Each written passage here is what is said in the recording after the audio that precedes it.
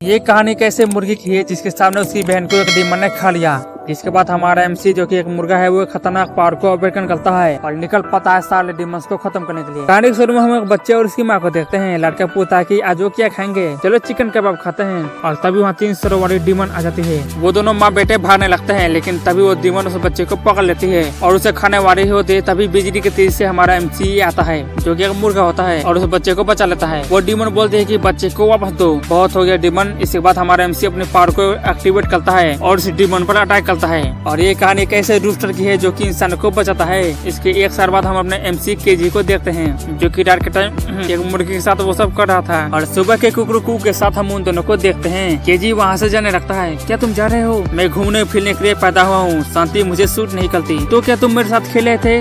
नहीं। इतना बोर कर वो स्टाइल मारकर वहाँ से चले जाता है। हम उसे जाते हुए देखते हैं। लंच का टाइम हो गया। तभी केजी अपने ऊपर एक टेडी को देखता है और नीचे से एक छोटा सा पत्थर उठाकर उस टेडी को नीचे गिरा देता है और उसे खाते हुए बोलता है कि उनको 10 किलो से तो बेहतर और ये आसानी से पच भी जाता है और हेल्दी होता है और खाने के साथ वो उसे वहीं निकाल भी देता है। बच आ गया। इसके बाद वो एक नल से पानी पीता है और पानी पीते हुए नल को बंद भी कर देता है। और तभी वहाँ 2 लड़कियाँ आ जाती है। हे चिकन, क्या तुम इसे खाओगे? ये लड़कियाँ मुर्गे को दूसरे मुर्गे को खिलाने की कोशिश करते हैं, जिसे देख के जी का दिमाग हैंग हो जाता है। लेकिन तभी वहाँ ये 2 मोटू और पतरू आ जाते हैं और पतरू हमारे मुर्गे को पकड़ लेता है। ये हमारा मुर्गा है, छोड़ो इसे, चुप रहो। इतना बोलकर वो दोनों लड़के उसे वहाँ से भगा देते हैं। मोटू बोलता है कि आज तो मजा ही आ गया, चलो इसे पकड़ खाते हैं। अरे बेवकूफ, पता नहीं इसमें कौन सी बीमारी होगी, क्यों ना हम इसे अपनी बिल्ली को खिला दें। इतना सुनकर तो केजी वहाँ से डरकर दुम दबाकर भागने लगता है। पकड़ो उसे।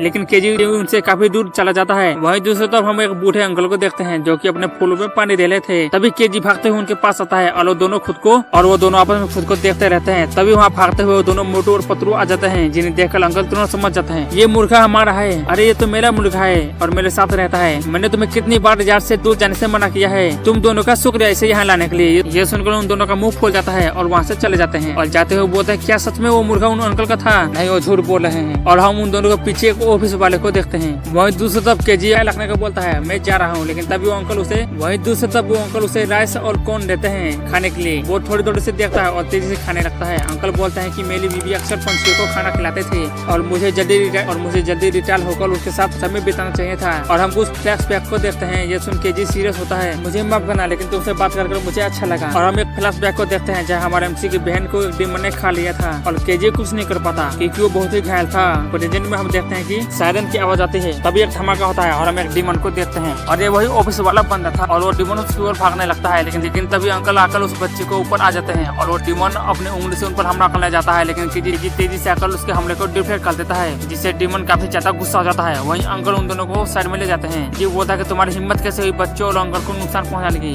लेकिन वो डीमन उस पर गाड़ियां फेंकने लगता है, लेकिन केजी उड़कर उन सबसे बच जाता है। वो डीमन ऐसे ही केजी के ऊपर गाड़ियां फेंक रहा था, जिससे हमारा एमसी डॉज करता हुआ उसके पास पहुंच जाता है। वो कई बार हमला करता है, लेकिन केजी आराम से उसके हमले से बच जाता है और जैसे ही वो उसके नीचे भागने लगता है और उसके सिर पर पहुंचकर इधर उधर भागने लगता है, जिससे वो डीमन अपने आप को ही मारने लगता है। यहाँ तक कि केजी उसकी एक आंख फोड़ भी देता है। अब वक्त आ गया उसे खत्म करने का। इसके बाद केजी अपने अटैक को प्रिपेयर करता है और अपना खतरनाक हमला उस पर कर देता है, जिससे आवाज आती है कि सारे घर के शीशे भी टूट जाते हैं और डीमन वहीं पर फट जाता है और मारा जाता है। और उस डीमन के ऐसे हाथ देखकर वो तीनों काफी ज्यादा शॉक हो जाते हैं। अंकल समझ जाता है कि ये रेजिडेंस है। तुमने से टीवी और फिल्मों में देखा होगा जहाँ लोग सिर्फ अपनी आवाज से कांच को तोड़ देते हैं। और अगर मैं गलत नहीं हूँ तो रेजिडेंस तब होता है जब किसी की आवाज की फ्रीक्वेंसी किसी वस्तु के वेवलेंथ से सेम मेल खाती है। लेकिन क्या ऐसे फिनोमेना इतने शक्तिशाली होते हैं कि इस बड़े से मॉन्स्टर को हरा सके, वो भी एक रूस्टर, अपनी भाषा में कहे तो एक मुर्गा। और हम देखते हैं कि उस रात को हमारे एमसी ने सैतामा की तरह अपने रिमोट को तोड़ दिया था और उसने उस डीमन के गर्दन पर एक मार्क भी देखा था और बेहोश हो गया था। वो देखता है कि डीमन के गर्दन पर ऐसी कोई मार्क नहीं है, यानी ये वो वाला डीमन नहीं है। वो दोनों बच्चे बोलते हैं, अंकल आपका गर्दन तो खराब हो गया। तभी केजी झाड़ू लेकर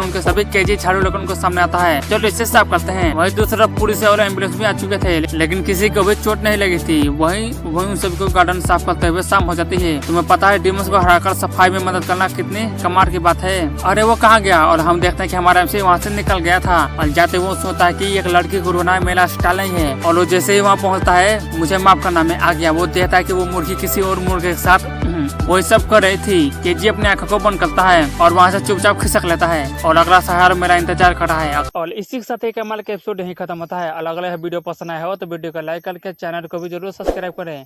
मिलते हैं किसी और न्यू वीडियो में, तब तक लिए बाय।